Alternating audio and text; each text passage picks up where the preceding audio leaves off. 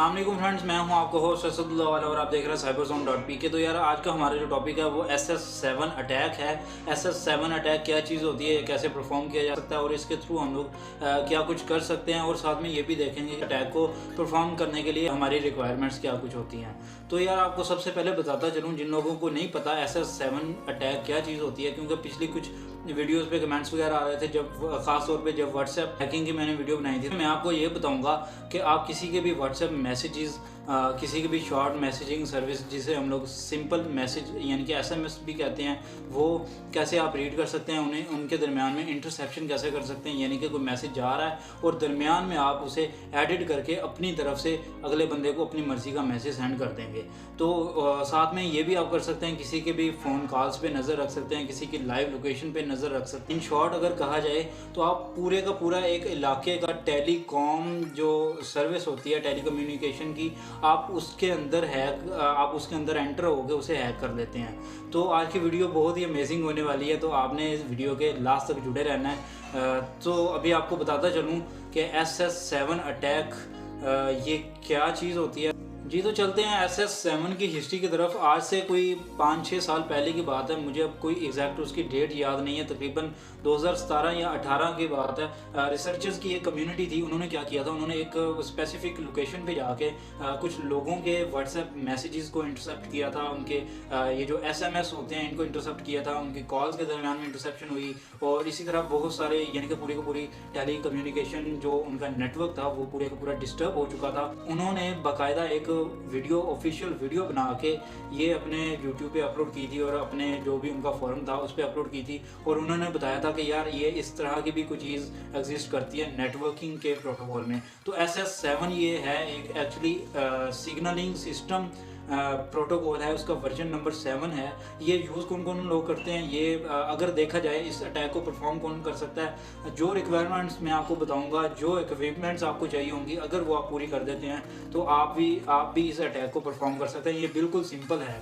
तो इसे यूज़ को कौन कौन कर रहा है आजकल, आपकी पूरी दुनिया की, मैं सिर्फ ISI या रॉ वगैरह की बात नहीं कर रहा, पूरी दुनिया की जितनी भी इंटेलिजेंस एजेंसीज वगैरह होती हैं वो सारी की सारी इस प्रोटोकॉल को यूज़ करती होती हैं। पूरी दुनिया में जितनी भी टेलीकॉम कम्युनिटीज़ होती हैं, जितनी भी टेली कम्युनिकेशन की कंपनीज़ होती हैं जो कि हमें नेटवर्किंग वगैरह प्रोवाइड करती हैं, वो सारी की सारी इसी प्रोटोकॉल को, SS7 प्रोटोकॉल को यूज़ करती होती हैं। तो इसका इतना वाइडली यूज़ है, तो आप लोग खुद ही सोच लें, इस प्रोटोकॉल को थोड़ा सा ब्रेक करके हम लोग इसमें एंटर हो जाते हैं तो इसकी इफ़ेक्टिवनेस कितनी ज़्यादा हो जाएगी हमारे लिए। तो यार आप लोगों को आइडिया तो हो गया होगा कि SS7 के थ्रू हम लोग क्या कुछ कर सकें। अभी हम लोग देख लेते हैं कि इसके लिए हमें चीज़ें क्या कुछ चाहिए होगी, फिर मैं बाद में आपको ये भी बताऊंगा कि लोग इसके प्रैक्टिकल वीडियो जो है वो अपने YouTube चैनल्स पे या अपनी वेबसाइट्स वगैरह पे वो क्यों नहीं अपलोड कर रहे। देख लेते हैं कि इसके लिए हमें चीज़ें क्या कुछ चाहिए होती हैं, इसकी रिक्वायरमेंट्स क्या हैं। अगर वो आपने रिक्वायरमेंट्स पूरी कर कुल जो है वो ईजीली उस अटैक को परफॉर्म कर सकते हैं।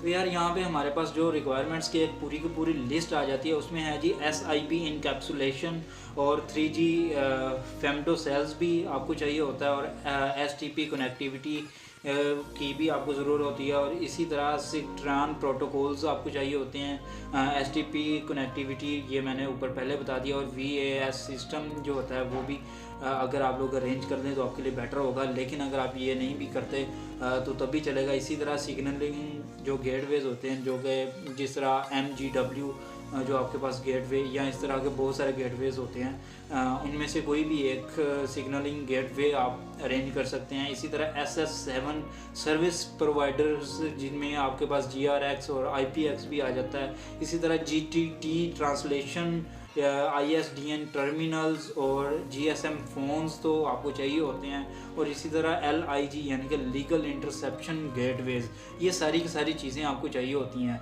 तो अगर आप इन सब चीज़ों को अपने पास अरेंज कर लेते हैं, ये मैं आपको बताता चलूँ कि आज से जब 4-5 साल पहले इन चीज़ों का पता चला था, तब ये तकरीबन लाखों का खर्च था, 3 से 3.5 लाख के राउंड अबाउट। तो आज के दौर में तो आप खुद ही देख लें, और वैसे भी थोड़ी सी स्ट्रिक्टनेस होने की वजह से ये जो डिवाइसेस हैं ये आपको सिंपली मिलती भी नहीं है। अच्छा, अब भी देख लेते हैं यार, किसी ने अरेंज भी कर ली, पैसे भी हो गए, परमिशंस वगैरह भी जितनी उसने लेनी थी वो ले ली, लेकिन अब वो बंदा अटैक क्यों नहीं परफॉर्म कर रहा? क्योंकि बहुत सारे ऐसे हमारे सिक्योरिटी रिसर्चर्स बैठे होते हैं, तो वो लोग ऐसा क्यों नहीं कर रहे और इसकी प्रैक्टिकल वीडियोस वगैरह क्यों नहीं हमारे सामने ला रहे? तो आपको सीधी बात बताता चलूँगी यार, अगर कोई बंदा परफॉर्म कर भी रहा है तो वो कभी किसी को नहीं बताएगा कि यार SS7 अटैक जो है वो प्रैक्टिकली इस तरह से किया जाता है। वजह ये है कि अगर अटैक कहीं पे भी परफॉर्म करते हैं तो आप उस इलाके का जुड़ेगा पूरा जो है नेटवर्किंग सिस्टम को आप हैक कर लेते हैं, आप उसके अंदर जो है एंटर हो जाते हैं।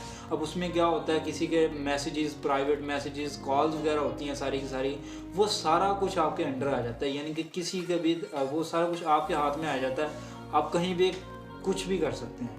तो ये चीज़ होती है, ये इसलिए थोड़ी सी वल्नरेबल होती है, ये गवर्नमेंट भी इसी तरह प्रोहिबिट करती है, इन चीज़ों से रोकती होती है।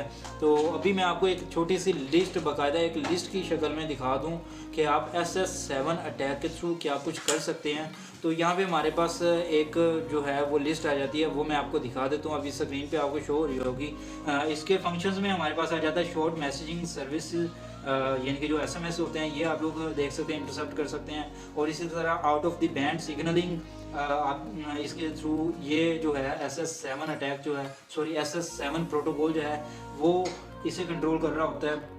इंफॉर्मेशन एक्सचेंज फंक्शन जो होता है, यानी कि जिस तरह आपकी डायल ट्यून, आप किसी को भी कॉल मिलाते हैं, आगे जो रिंग टून वगैरह उसने लगाई होती है, डायल टून, रिंग टून अलग है, डायल टून जो आपको मिल रही होती है वो भी इसी के थ्रू हैंडल की जाती है। कॉल वेटिंग सर्विसेज जो ऑन होती है या ऑफ होती है वो भी इसी के थ्रू हैंडल की जाती है। इसी तरह लोकल नंबर पोर्टेबिलिटी, यानी कि आप नेटवर्क चेंज करते हैं जैसे जोंग से टेलनॉर, इसी तरह वो भी इसी के थ्रू कंट्रोल की जाती है। और इसी तरह नेटवर्क रोमिंग, यानी कि आप एक इलाके से दूसरे इलाके में जा रहे हैं तो आपके दरमियान में नेटवर्क रोमिंग जो होती है वो भी चेंज होती है, वो भी इसी के थ्रू होती है SS7 प्रोटोकॉल के थ्रू। और इसी तरह सेल फोन के टावर्स के दरमियान जो स्विचिंग होती है, यानी कि एक एरिया है उसके कोई 3 टावर्स हैं, A, B और C, ये 3 टावर्स होते हैं।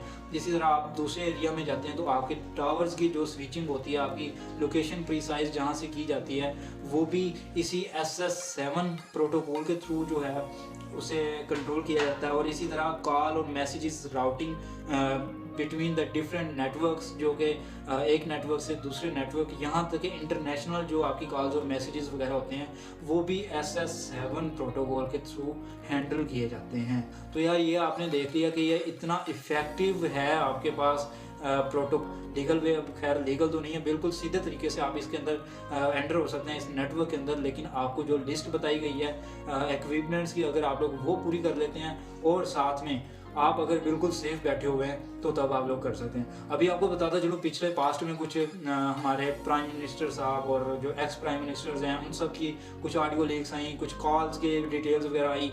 ये सारा कुछ जो होता है ये इसी तरह से परफॉर्म किया जाता है। इंटेलिजेंस एजेंसीज वगैरह होती हैं, बाकियों का तो नहीं मुझे पता भाई, अपनी पाकिस्तानी और बहुत सारी ऐसी इंटेलिजेंस एजेंसी जो होती हैं वो इसी प्रोटोकॉल को यूज़ करके इसी तरह के अटैक्स वगैरह को परफॉर्म करके जो है सर्विलेंस कर रही होती हैं। तो हमारे लिए तो पॉसिबल नहीं है इसकी कोई भी प्रैक्टिकल वीडियो लेके आना, क्योंकि अगर मैं अभी भी कोई प्रैक्टिकल वीडियो वगैरह बनाता हूँ तो मैं भी पॉसिबल नहीं है, बल्कि ये इस चीज़ की श्योरिटी है। मुझे FIA या मिलिट्री की तरफ से कहीं से भी अप्रोच होती है और मुझे किसी भी किस्म का नोटिस आके और आपका भाई हो सकता है घर से उठा लिया जाए।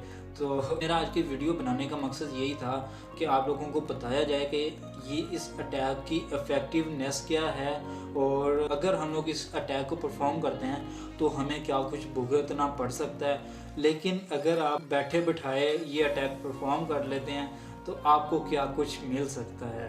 तो जस्ट ये एक एजुकेशन पर्पज़ के लिए वीडियो बनाई गई थी। उम्मीद है आप सबको पसंद आई होगी, लेकिन अगर नहीं भी पसंद आई तो भाई कमेंट बॉक्स में अपनी सजेशन दीजिएगा। मुझे इजाज़त दें, मिलते हैं इंशाल्लाह अपनी अगली वीडियो में। तब तक के लिए अपना बहुत सारा ख्याल रखिएगा।